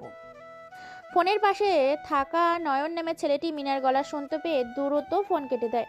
যেন সে হাত ছেড়ে বেঁচে এমন ভাবতে পারেনি যে ওর ভাইয়ের বদলে ওর মিনা ফোনটা ধরবে। দ্রুত ফোনটা বন্ধ করে দেয়, কিন্তু ফোনটা বারবার বন্ধ দেখাচ্ছে। অবশেষে আর সহ্য করতে না পেরে বিছানা থেকে এমকেকে জোরপূর্বকভাবে তুলে উঠিয়ে রাগী কণ্ঠে বলে ওঠে, এসব কি হচ্ছে মিন্টু? বারবার তোমার ফোন আসছে, আর যতবার ফোন রিসিভ করি ততবারই কেউ তোমাকে ভাই বলে, আবার কেউ তোমাকে হুমকি দেয়, কেউ তোমার পারমিশন নিয়ে কাউকে মারতে চায়, আবার কেউ তোমাকে তার নিজের ডেরায় গিয়ে মারতে বলে, আর না হলে সে তোমাকে মারবে। এসব কি হচ্ছে? তুমি আসলে কি করো? কে তুমি বলো তো? মিনার মুখে এরকম কথা শুনে ঘুম উড়ে যায় মিন্টু। একবার ফোনের দিকে তো আরেকবার মিনার দিকে। সে কি বলবে কোনো কিছুই ভেবে পায় না। তবুও আমতামতা করতে করতে বলার আগেই কথা খুঁজে পাচ্ছে না। অবশেষে মাথা চুলকাতে চুলকাতে বলে ওঠে, আরে তুমিও না পাগল হয়েছো? ওরা আমার বন্ধুরা তোমার সাথে হয়তো ঠাট্টা করছে। শালাগুলোকে কালকে কলেজে গিয়ে আচ্ছা মতো ধোলাই দিব। একদম চুপ। আমাকে একদম মিথ্যা কথা বলবি না। আমি বুঝতে পারছি তুই কারোর সাথে ঝামেলা করেছিস, আর সে তোকে মারার হুমকি দিচ্ছে, অথবা তুই তাকে মারার হুমকি দিচ্ছিস।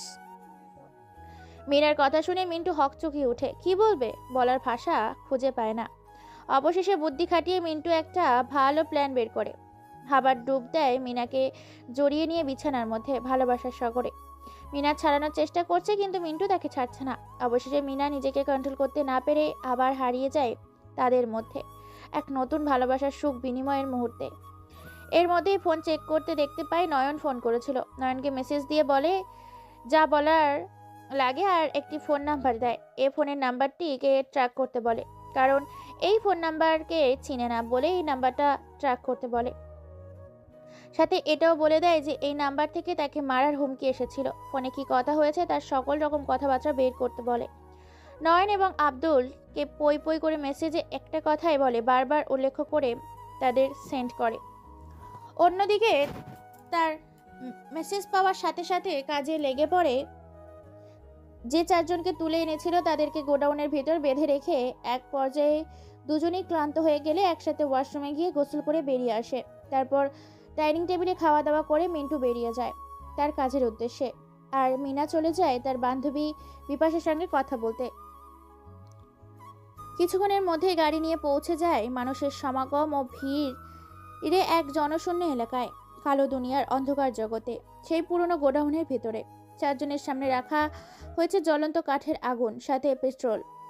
এমকে এই সিদ্ধান্ত নিয়েছে আজকের মৃত্যুটা তাদের এতটাই ভয়ানক হবে যে 50,000 বছরের ঐতিহাসিক অত্যাচারের থেকেও ভয়ঙ্কর এই অত্যাচার হবে।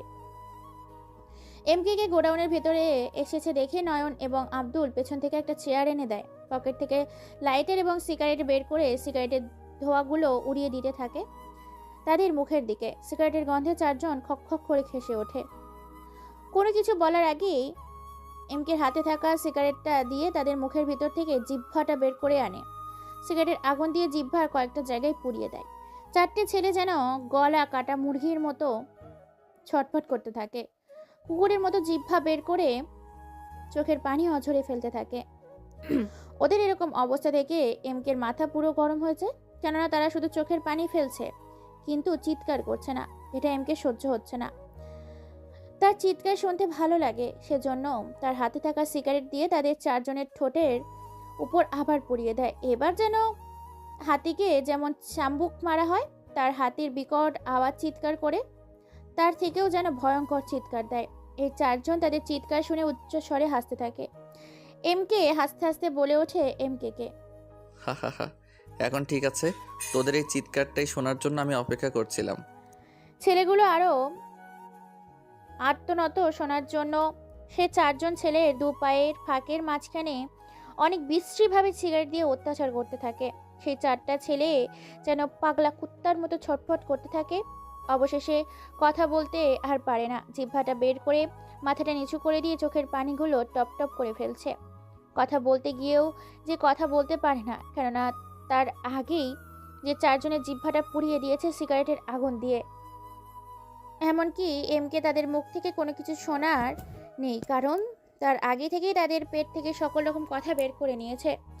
এখন শুধু 666 ডিগ্রি অত্যাচার করা হচ্ছে। অবশেষে এমকে আবার বলে ওঠে, আমি জানি তোরা গোলামের দাস, তোদের হুকুম করে তোরা টাকার বিনিময়ে কাজ করিস, কিন্তু তোরা অন্যায় করেছিস, সাধারণ মানুষের প্রতি অবিচার করেছিস, তাদের হক মেরেছিস। রাষ্ট্রের সম্পদ তোরা লুটে পুটে খেয়েছিস, তোরা রাষ্ট্রের সব কিছু নিজেদের দখলে নিয়েছিস। এই জন্য তোদের মরতে তো হবে, কারণ সাধারণ মানুষের পাশে থাকতে গেলে তোদের মতো ওর আজকেলদের পৃথিবী থেকে সরিয়ে দিতে হবে। এই বলে একটা রহস্যময় মুচকি হাসি দেয়। তারপর নয়ন এবং আব্দুলের দিকে তাকিয়ে একটা বাঁকা হাসি দিয়ে আঠালো জাতীয় কিছু নিয়ে আসতে বলে এবং সে চারজন ছেলের চোখে লাগিয়ে দিতে বলে, যাতে তারা নিজের অত্যাচারটা নিজের চোখে দেখতে না পায়, যেন চোখের পাতাগুলো ফেলতে না পারে। সেজন্য তাদের চোখগুলোকে আটকে দেয় আঠার সাথে। এরপর আবার বলে ওঠে, শোন, এই তাদের শাস্তি ভয় দেখানোর জন্য ছিল। এটা তাদের শাস্তি নয়, তাদের শাস্তি হচ্ছে তাদের চারজনকে উলঙ্গ করে উল্টো ঝুলিয়ে তাদের দেখে যতক্ষণ প্রাণ থাকবে ততক্ষণ চাবুকের বাড়ি দিতে থাকবে। এইগুলো শুনে ছেলেগুলো চেয়ারের সাথে হুমড়ি খেয়ে একের পর এক পায়ের সামনে গিয়ে পড়ে। কথা বলতে পারে না, তবুও মাথা পায়ের সামনে নিয়ে নেয়।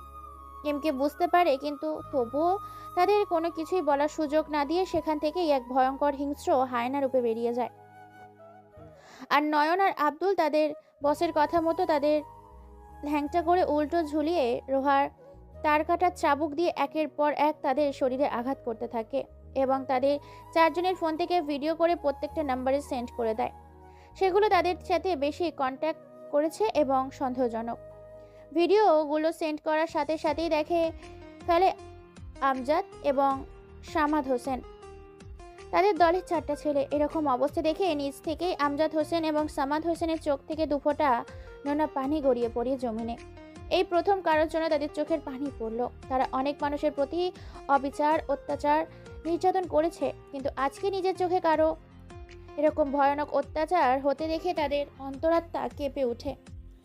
দ্রুত তাদের সবগুলো দলের লিডার এবং ছেলেপিলেকে ভিডিওগুলো পাঠিয়ে দিয়ে সতর্ক করে দেয় এবং তারা শপথ গ্রহণ করে যতক্ষণ না এই এমকে মেরে ফেলছে ততক্ষণ অবধি তারা আর সুখে শান্তিতে থাকবে না। কোন পার্টি কোন দিন কোন রাষ্ট্রীয় এবং রাজনীতিকে কাজে যোগ দেবে না। এমকের অনুসন্ধানে তারা পুরো দল, টিম এবং সে নিজেও বেরিয়ে পড়েছে। এদিকে সব কাজ শেষ করে আবার বাড়িতে চলে আসে। বাড়িতে গিয়ে নিজের রুমে গিয়ে তো সে অবাক, কেননা সে সময় তার চান পাখিটা ড্রেস চেঞ্জ করছিল। এটা দেখে মায়া ভরা এক চাহনিতে তাকিয়ে থাকে তার দিকে। হঠাৎ করে মিনার আয়নার দিকে চোখ পড়তে মিনা কাশি দিয়ে বলে ওঠে, ছি, তোর লজ্জা করে না এইভাবে লুকিয়ে কারো ড্রেস চেঞ্জ করা দেখতে? মিনার মুখে এরকম কথা শুনে যেন আকাশ থেকে পড়লো। মিন্টু মুচকে একটা হাসি দিয়ে গুটি গুটি পায়ে এগিয়ে যায় মিনার সামনে। তারপর মিনার সামনে গিয়ে আলতো করে মিনার দু ঠোঁটের ওপর নিজের ঠোঁট দিয়ে একটু চুমু খেয়ে বলে ওঠে, লে হালুয়া, কও কি তুমি? আমি তোমার স্বামী লাগি। আমি শুধু দেখবো না, প্রয়োজনে পরিয়ে দিতেও পারি। আজকে তো আমার ইচ্ছে করছে নিজের হাতে আমার বউকে তার পরনের পোশাকটা পরিয়ে দিতে। মিন্টুর মুখে এরকম কথা শুনে লজ্জা মাখা একটা হাসি দিয়ে মুখ লুকায় মিন্টুর বুকে আর বলে ওঠে মায়া ভরা কণ্ঠে, আজ হঠাৎ করে নিজে থেকে এত রোমান্টিক? বুঝলাম না কি হচ্ছে আমার সাথে। আমি স্বপ্ন দেখছি নাকি বাস্তবে দেখছি?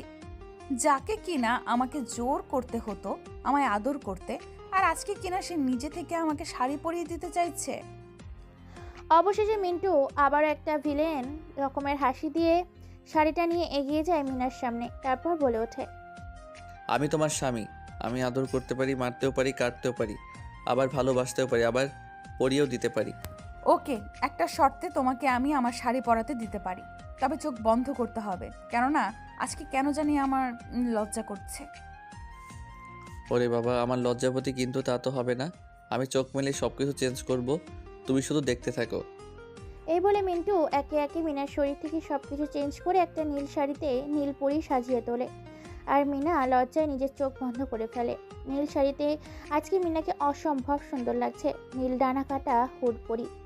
মিন্টু মিনার পেটের আঁচল থেকে শাড়িটাকে এক সাইড করে নিজের দুই ঠোঁটে ছোঁয়া দেয় তার নাভির উপরে। সাথে সাথেই 11,000 কারেন্টের শক যেন তার শরীর দিয়ে প্রবাহিত হয়। সাথে সাথে মিন্টুর মাথাখানা মিনা নিজের পেটের সাথে খামছে ধরে আর মিন্টু হাসি দিয়ে বলে ওঠে, এইটুকুতে এই অবস্থা? যদি আরো কাছে টেনে নিতাম তাহলে তোমার কি হতো? তুমি কিন্তু খুব দুষ্টু হয়ে গেছো। এবার আমাকে ছাড়ো, আমাকে যেতে হবে আমার এক বান্ধবীর পার্টিতে। জানি না সে আজকে আমাকে ইনভাইট করেছে, তোমাকেও সাথে করে নিয়ে যেতে বলেছে। কিন্তু আমার তো এখন যাওয়া হবে না, অফিসের কিছু কাজ আছে। তুমি যাও, আমি তোমাকে সেখান থেকে নিয়ে আসবো। ওকে, ঠিক আছে। এমনিতেই তো আমি তোমাকে জোর করতে পারি না, কিন্তু আমাকে যদি তুমি না নিতে আসো তাহলে বাড়ি এসে তোমাকে মজা বোঝাবো। মিন্টু মাথা নাড়িয়ে হ্যাঁ সূচক জানায়। মিনা এই বলে যখনই চলে যাবে তখনই পেছন থেকে মিনার হাতটা টেনে ধরে কপালে একটা চুমু খায়। তারপর মিনার একটা লজ্জামাখা হাসি দিয়ে চলে যায় তার বান্ধবীর বাড়ির উদ্দেশ্যে। এইদিকে সেই 3টা ছেলেকে মারতে মারতে আধমরা করে ফেলেছে, প্রায় শরীরের মাংসগুলো খুলে খুলে পড়ছে। মাঝে মধ্যে রক্তমাখা শরীরের চামড়াগুলো ফেটে যাওয়ায় সেই জায়গাগুলোতে বাজারের সব থেকে চিকন দামি লবণটা ছেটানো সাথে সাথেই পানি ছেটাচ্ছে যে ক্ষতস্থানগুলোতে। ততই ছেলেগুলো আর্তনাদের সাথে চিৎকার করছে, কিন্তু তাদের চিৎকার বাইরে যায় না, কেননা পুরো রুমটাই সাউন্ড প্রুফ। এক পর্যায়ে ছেলে 3টা শরীরের মাংসগুলো খসে পড়তে শুরু করে। ছেলেগুলা মারতে মারতে তারা 16 ঘন্টা পর ছেলেগুলো পৃথিবীর এই সুন্দর মায়া মমতা ত্যাগ করে ছেলেগুলোর ফোনগুলোতে আবার ভিডিও পাঠিয়ে দেয় সবগুলো নাম্বারে। তারপর ফোনগুলো পুরোপুরি নষ্ট করে দেয় যাতে তাদের লোকেশন ট্র্যাক করতে না পারে। অন্যদিকে আগেরবার ভিডিওটা পাওয়ার সাথে সাথে আমজাদ হোসেন ও সাম্মাদ হোসেন তাদের লোকদের মোবাইল লোকেশন ট্র্যাক করার জায়গায় চলে আসতে বলে। কিছুক্ষণের মধ্যে তারা উপস্থিত হয়ে যায় সেই জায়গায়, কিন্তু তার আগেই নয়ন ও আব্দুল সেখান থেকে পালিয়ে যায়। আমজাদ হোসেন ও সামাদের লোকেরা সেখানে এসে দেখতে পায় পুরো রুমটা ফাঁকা, শুধু তাদের দলে সেই 4টা ছেলে নির্মমভাবে অত্যাচার করার কারণে রশির সাথে ঝুলে আছে তাদের মৃত 4টি দেহ।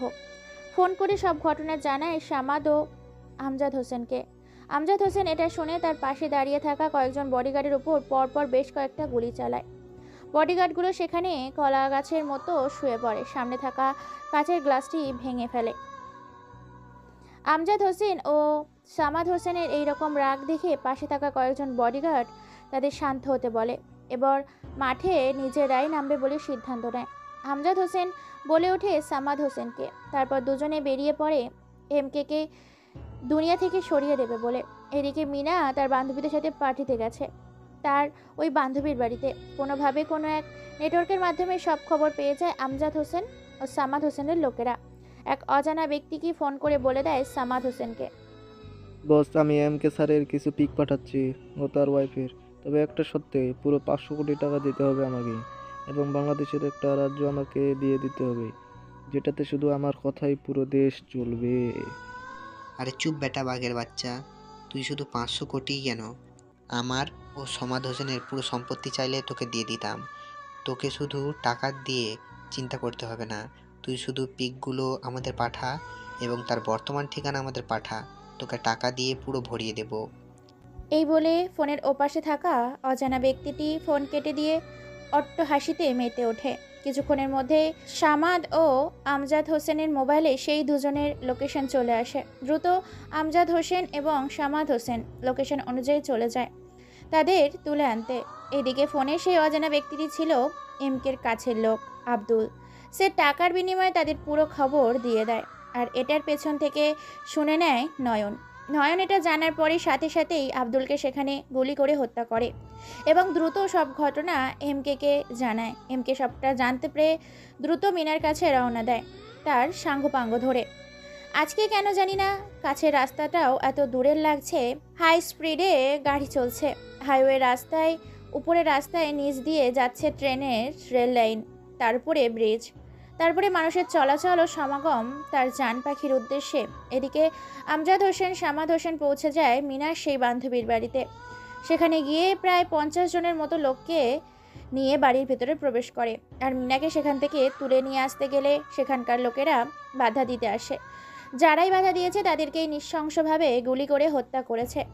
গুলির শব্দে চারদিকের মানুষ ছোটাছুটি শুরু করেছে। আনন্দের উল্লাসে মেতে ওঠা বাড়িটা মুহূর্তের মধ্যেই শ্মশানে পরিণত হয়ে যায়। আনন্দে উল্লাসে মেতে ওঠা বাড়িটা মুহূর্তের মধ্যেই শ্মশানে পরিণত করে দেয় সেই অজানা ব্যক্তিগুলো। বেরিয়ে যায় সেই হামলাকারার পরে বাড়ি থেকে।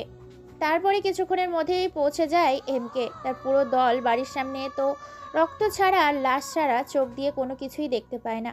মিনার জন্য ভীষণ টেনশন হচ্ছে, অল্প কিছুক্ষণের মধ্যেই কি থেকে কি হয়ে গেল। অন্যদিকে হেলিকপ্টারে করে উড়াল দিয়েছে মিনাকে নিয়ে আমজাদ হোসেন ও সামাদ হোসেন সেই অজানা নিজের দেশে। ব্যাঙ্গালোরে হচ্ছে তাদের আসল দেশ, আর সেখানেই তারা রাজত্ব করে। সকল রকম ক্রিমিনালের রেকর্ড আছে তাদের ওই দেশে। পর্নোগ্রাফি থেকে শুরু করে নারী পাচার থেকে শুরু করে শিশু পাচার, অত্যাচার থেকে হীরা পাচার, সকল রকম বেআইনি কাজ তারা সেখানে বসেই পুরো পৃথিবীতে ছড়িয়ে দেয়। হেলিকপ্টারে উড়ালের সাথে সাথেই ফোন দেয় আবার এমকের নাম্বারে, কিন্তু ফোন বেজে চলেছে এমকে। ফোনের দিকে কোনো হুঁশ নেই। সে দ্রুত গাড়ি নিয়ে ছুটছে তার অজানা গন্তব্যের উদ্দেশ্যে, তার ভালোবাসার জান পাখিটা রক্ষা করার পেছনে। আকাশে দুইটা হেলিকপ্টার, হাজারো জনগণ দেখে আছে। আকাশের দিকে তাকিয়ে আছে হেলিকপ্টারগুলোর দিকে। আমজাদ হোসেন হুঙ্কার দিয়ে বলে ওঠে এমকে। কিরে শালা হালার পো, কোথায় আছিস তুই? তোর জান পাখিকে তুলে এনেছি আমরা। এলাকায় বাঙ্গালোরের তোর সাথে খেলা হবে সেখানেই। সবেমাত্র তোর কাছে 1 সপ্তাহ আছে, পারলে খুঁজে বের করে দেখা। তুই তো ভুলে গেছিস যে আমি কে। শুধু বাংলাদেশের নয়, পুরো আন্ডারওয়ার্ল্ড জুড়ে শুধু আমারই রাজত্ব। আর তুই আমাকে রাজপথ দেখাচ্ছিস? শুনে রাখ, রাজ্যটা আমার ছিল, আমারই আছে। রাজা আমি ছিলাম, আমি থাকবো। আর রাজ্য আমার ছিল, আমারই হবে। আমি আসি তোর শহরে তোর জীবন কবজ করতে। চলাই, দেখা যাক কার কত পাওয়ার। দ্রুত সবগুলো গাড়িকে একত্রিত করে চলে আসে তার নিজস্ব প্রাইভেট জ্যাক হেলিকপ্টার ল্যান্ড করার মাঠে। প্রায় সেখানেই 35টির বেশি হেলিকপ্টার রাখা আছে। আছে বেশ কয়েকটি প্রাইভেট প্লেন, যেগুলোর এক একটির দাম কয়েকশো কোটি টাকা। প্রায় 5,000-এর বেশি ছেলেপিলে নিয়ে উপস্থিত হয় পুরো মাঠে। উড়াল দেয় একসাথে 30টির বেশি হেলিকপ্টার। হাঁ করে তাকিয়ে আছে রংপুর বিভাগের বাসিন্দাগুলা, পঞ্চগড় ডিস্ট্রিক্টের মানুষগুলা, অটোয়ারি উপজেলা, অটোয়ারি, ফকিরগঞ্জ বাজারের হাজার হাজার জনতা তাকিয়ে আছে আকাশের দিকে, কেননা সেখান থেকে উড়াল দিয়েছে অনেকগুলো হেলিকপ্টার। আকাশে তাকালে শুধু শোনা যায় ভন ভন আওয়াজ। হেলিকপ্টার আর জ্যাক প্ল্যানগুলো রওনা দিয়েছে ব্যাঙ্গালোরে যাওয়ার উদ্দেশ্যে। মুহূর্তের মধ্যেই পুরো আকাশটা হেলিকপ্টার আর প্লেনে ছেয়ে গেছে। যেদিক দিয়েই যাচ্ছে সেদিক দিয়েই মানুষগুলো হা করে তাকিয়ে আছে। The power of godfather criminal is boy MK. কয়েক ঘন্টা অতিক্রম করে চলে আসে ব্যাঙ্গালোর শহরে। ব্যাঙ্গালোরে হাজার হাজার জনতা তাকিয়ে আছে। প্লেনগুলোর ল্যান্ড করার মতো কোনো জায়গা নেই, যে সেখানে পাচ্ছে সেখানেই ল্যান্ড করছে। ব্যাঙ্গালোর শহরে প্রধান কোটিপতি কিংডম জেনারেল হাবিব মোল্লার সাথে যোগাযোগ করে পুরো প্রোটেকশন নিয়ে নেয় এমকে। সরকারের সাথে কন্ট্যাক্ট করে একটা হেলিকপ্টার যেখানে পড়ে সেখানেই ল্যান্ড করে, তারপর উড়ে পড়ে BMW কালো রঙের গাড়িগুলোতে। এদিকে খবর পেয়ে গেছে আমজাদ হোসেন ভালো করেই প্রোটেকশন নিয়ে নিয়েছে। পুরো এলাকা তো তন্ন তন্ন করে খুঁজে নিয়েছে। হঠাৎ করে এমকের ফোনে একটা কল আসে, আর এমকে ফোন রিসিভ করতেই বলে ওঠে ফোনের ওপাশে থাকা অজানা ব্যক্তিটি। আমি আমজাদ হোসেনের ওয়াইফ সুধা বলছি। তোমাকে যে কারণে ফোন করলাম, পুরো ব্যাঙ্গালোর শহরটাকে আমাকে তুলে দিতে হবে, সাথে 100 কোটি টাকা দিতে হবে। পুরো ব্যাঙ্গালোর শহরে যদি আমাকে রাজ করতে দাও, তবে আমি আমজাদ হোসেন, সামাদ হোসেন ও তোমার জান পাখির খবর দিতে পারি। রাজি আছি। আমি এমকে। আমার বুলেট মিস হতে পারে, কিন্তু আমার কথা মিস হয় না। তোমার সব সত্যে আমি রাজি। ওকে। কিছুক্ষণের মধ্যেই মোবাইলে লোকেশন চলে আসে। এক মুহূর্ত দেরি না করে যাকে সে যার মতো পজিশন নিয়ে নিতে বলে, একাই বেরিয়ে চলে যায় এমকে সেই গোডাউনের উদ্দেশ্যে। কিছুক্ষণের মধ্যেই সেখানে পৌঁছে যায়। গাড়ি নিয়ে দরজা ভেঙে ভিতরে প্রবেশ করে। সেখানে গিয়ে দেখতে পায় মিনার শরীরে নাজেহাল অবস্থা। অশ্লীলভাবে থাকে চেয়ারের সাথে বেঁধে রেখেছে। এটা দেখে মাথায় রক্ত উঠে যায়। কাউকে কোনো কিছু বলার সুযোগ না দিয়ে কেউ কোনো কিছু বুঝে ওঠার আগেই পায়ের কাছ থেকে বন্দুক বের করে 2 হাত দিয়ে AK-47 বন্দুকটা চালাতে থাকে। অন্যদিকে আমজাদ হোসেন ও সামাদ হোসেনের লোকেরাও এমকে মারার জন্য গুলি করেন। লেগে যায় সংঘর্ষ। হঠাৎ করে গোডাউনের ভিতর উপর থেকে মানুষগুলো গোলাগুলি শব্দে পুরোপুরি এলাকা থমকে যায়। সাথে সাথে পুরো ব্যাঙ্গালোর শহরে আইন বাহিনী এবং এমকের সাথে 5,000 কালো পোশাকধারী বাহিনী পুরো বাড়িটিকে ঘেরাও করে নেয়। এক এক করে সবাইকে মেরে ফেলে। এর মধ্যেই অনেকগুলো লোক মারা গেছে, শুধু দাঁড়িয়ে আছে আমজাদ হোসেন। এমকে হাতের ইশারা দিয়ে প্লেনের নিচে রশি দিয়ে বেঁধে নিয়ে আসে বাংলাদেশে। ব্যাঙ্গালোরের সরকার অনেক সাপোর্ট দিয়েছে এমকে, সাথে মহিলাটার কথা মতো তাকে সব সত্য পূরণ করে দেয়।